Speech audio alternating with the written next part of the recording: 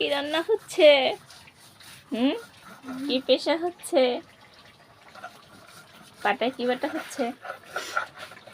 দেখে বলো তো কি হচ্ছে। দেখে বললাম তো, এই তো মশলা বাটা হচ্ছে। আর চুলায় কিসের তরকারি? মুরগির গুস্ত। মুরগির গুস্তু। গুস্তু খেতে তো বেশ মজার হবে। রোজার দিনে বিকালে রান্না করতে তো ভালোই লাগে। আমার তো রান্না হয়ে গেছে, আপনি এখন এত সময় ধরে কি করতেছেন বলেন তো? হ্যাঁ,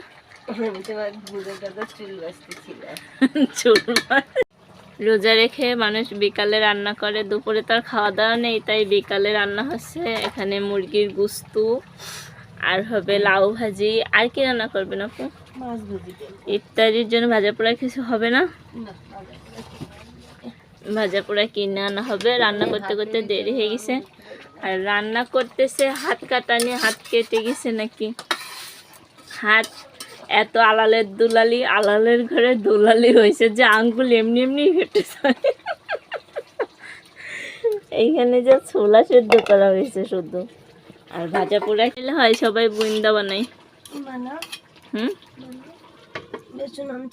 চেপে চেপে দেখা লাগে।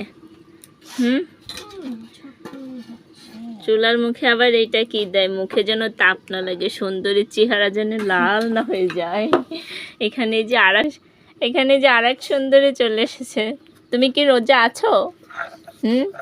দেখি তোমার মুখখানা শুকিয়ে কেমন হয়ে গেছে। জামার বেল ধরে শুধু টানাটানি করে ছিঁড়ে যাবে না?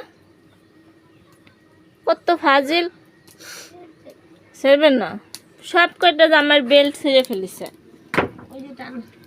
এখানে কি যে ছোলার জন্য মশলা বাটা হচ্ছে। রোজার সময় বিকালে রান্না করতে কিন্তু বেশ ভালো লাগে। পোলাও বলতে বলতে আমরা ভেজ বলে ফেলেছি।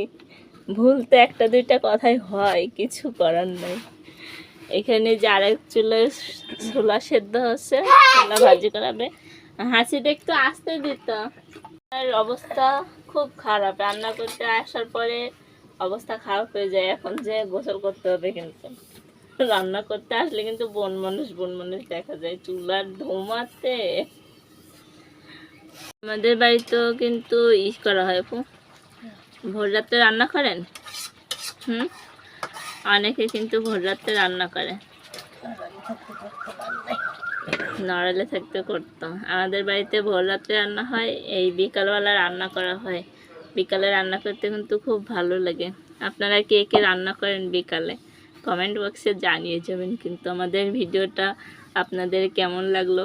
ননদ ভাই বউয়ের একটু মজার ভিডিও। যদি ভালো লেগে থাকে একটা লাইক কমেন্ট শেয়ার অবশ্যই করবেন। সবাই ভালো থাকবেন, সুস্থ থাকবেন। আল্লাহ হাফেজ।